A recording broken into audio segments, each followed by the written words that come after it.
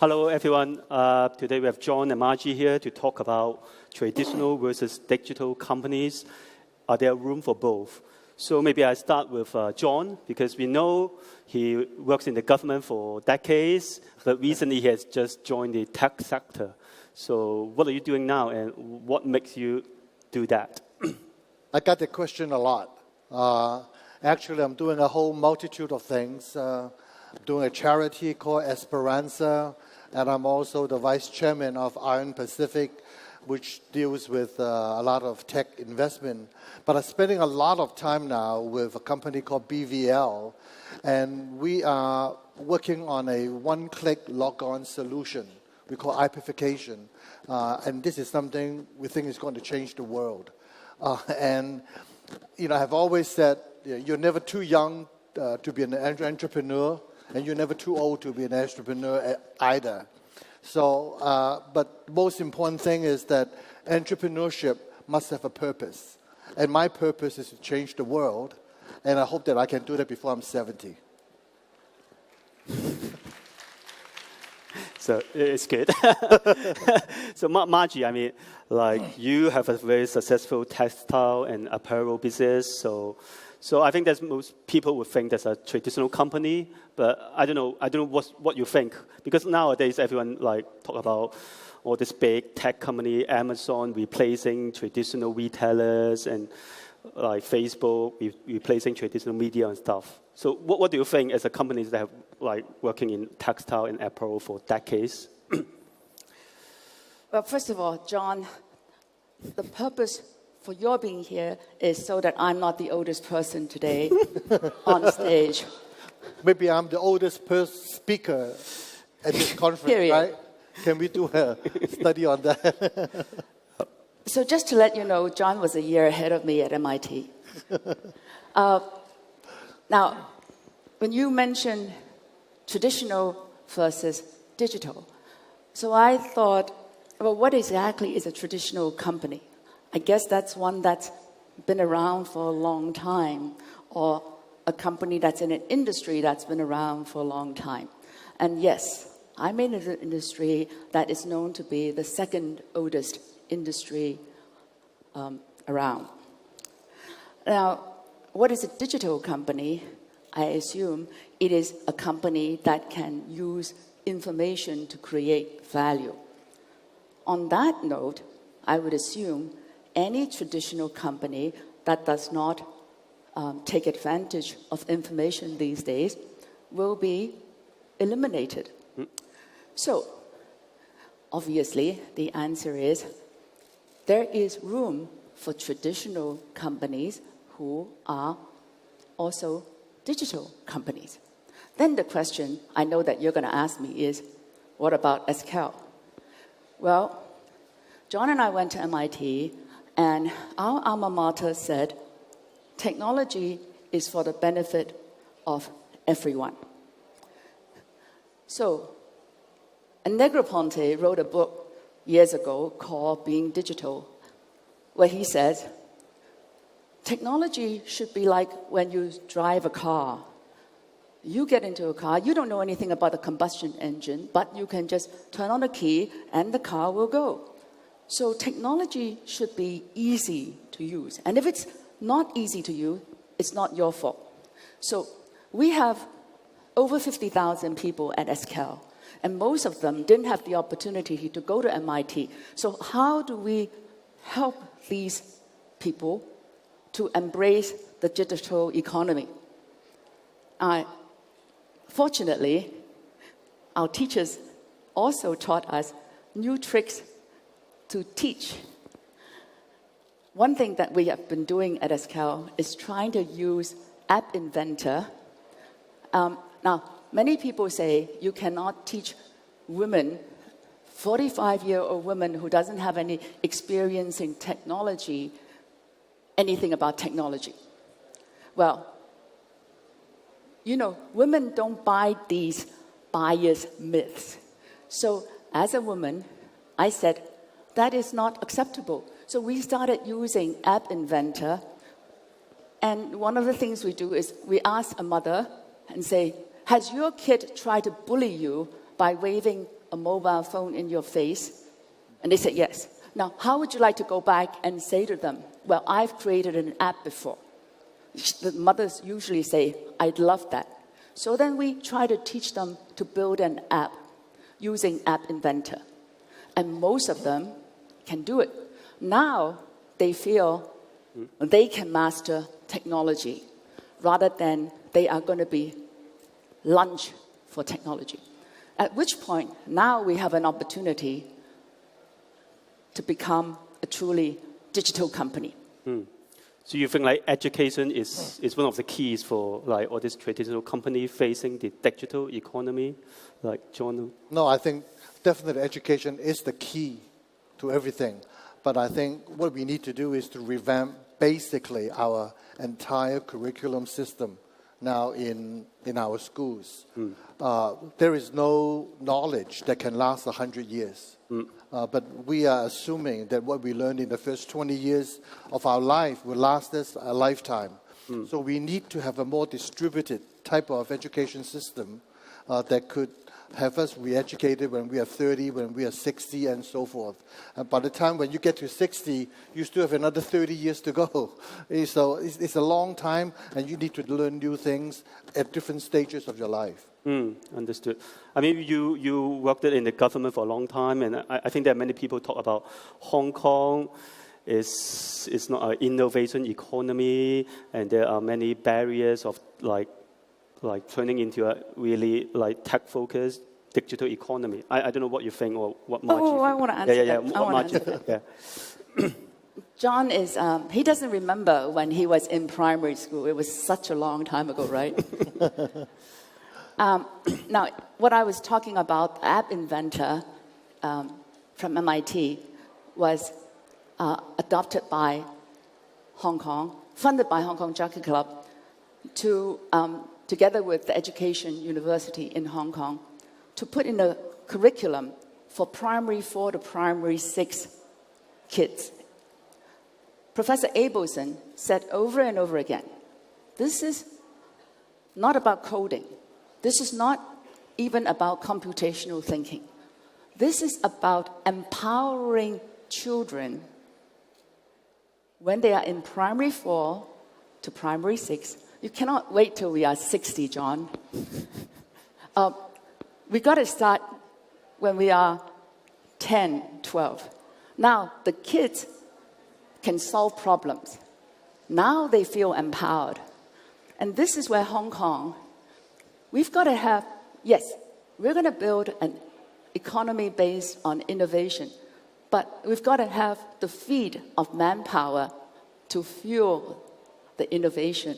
So we are working with teachers, parents.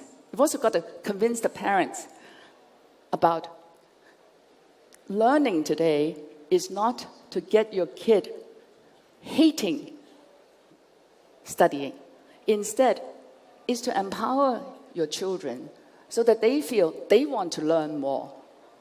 Because with that, they can solve problems. That's the key. The whole focus is to make kids feel like master of the universe. So that's let me add to that. I think obviously it's very important that we have to get our people educated to such a level so that they can start converging different types of technologies that are available. But I hear a lot of people talking that we don't have enough talents in here. I think that is old, traditional, old thinking. I think we need to expand our mind. This is the globalized world, and talents is everywhere. You can text somebody in the new territories. It's the same way as you text somebody in Russia. So it makes no difference. In my company, in the BVL, we have talents from Serbia, from Vietnam, locally, and so forth. So we need to make use of what is available around the world and not just limit ourselves to everything that is local. Obviously, there's a role for the local population, for the local talents, but there's a lot more that we can do beyond that. Yeah, on this note about talent, I remember a very good friend of mine early on taught me, he said, stop talking about the war for talent.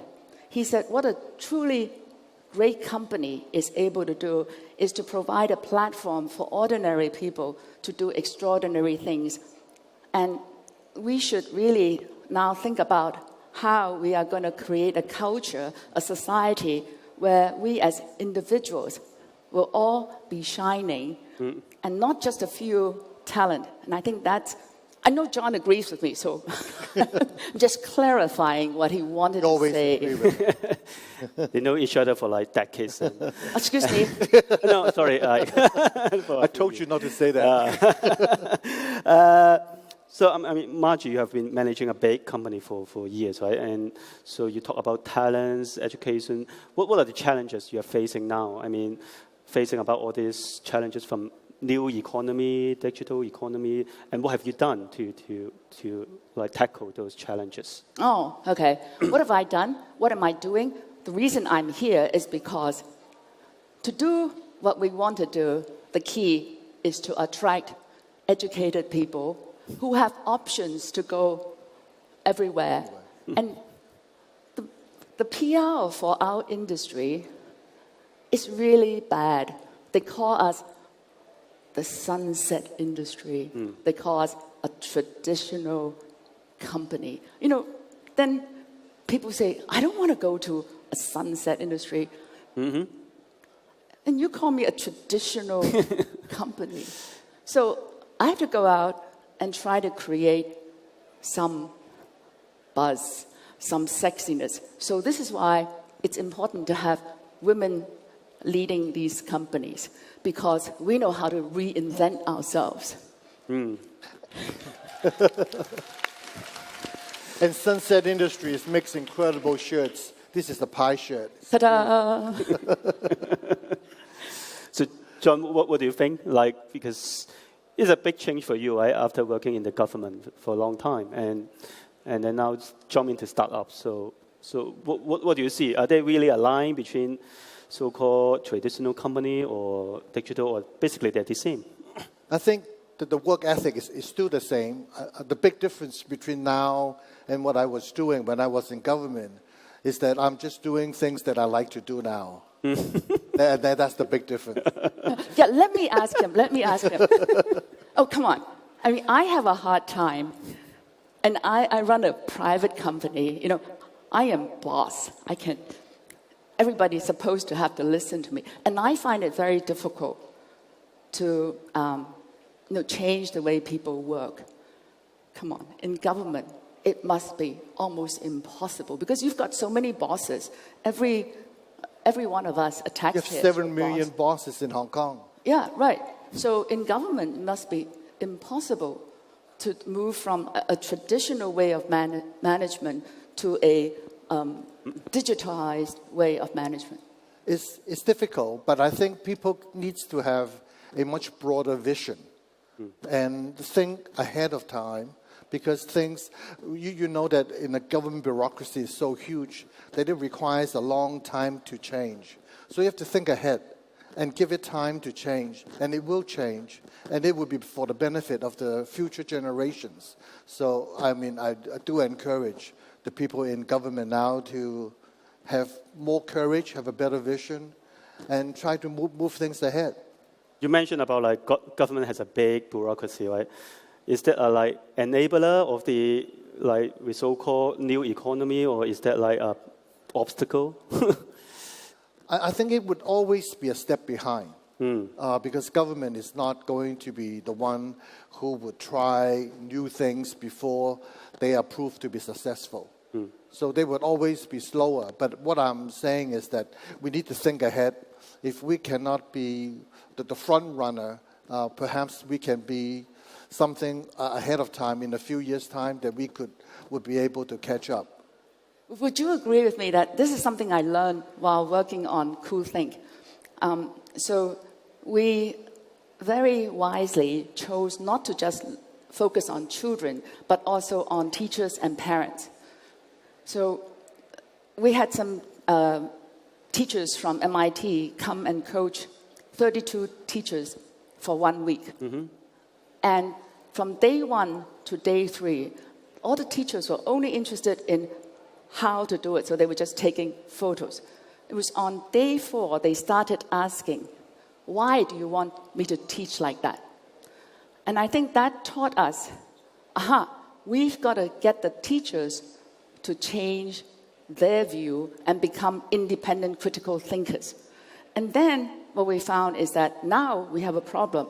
We don't have enough resource to have one-on-one sort of transformational experience with the teachers.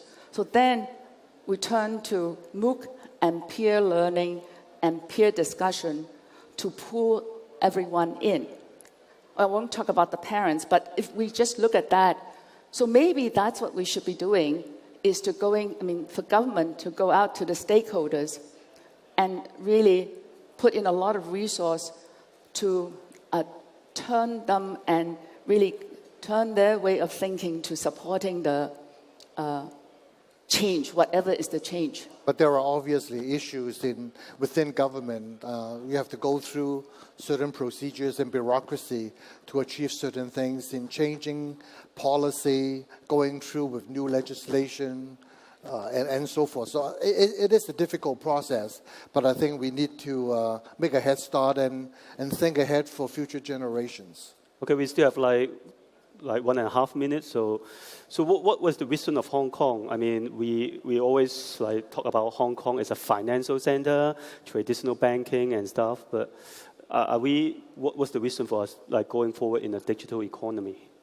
I hope that Hong Kong would be the platform that things can happen. And we need to have the proper policies to facilitate that to happen, to allow to be more broad-minded, to be more forward-thinking, so that a lot of the new things can happen right here in Hong Kong. I'll leave you some time, Marjorie. Okay, I think when we grew up, everybody talked about Hong Kong is this can-do attitude. And I think that's the key. That's a part of the spirit of Hong Kong that we have to maintain and keep the fire burning. So I think we need to really empower everybody, make everybody understand what a wonderful thing technology is. Since we're here, we're talking about technology. We are obviously die-hard technologists. We believe in technology. I think that's one thing John and he says, I never agree with him on anything. In fact, that is not true. The only difference is he and I agree on technology, but I intend to break every rule to make sure we make it happen. So here, ta-ta! Never underestimate an old woman who graduated from MIT. And I think we ran out of time. Okay, great. Thank you very much, John and Marjorie. Thank you. Thank you.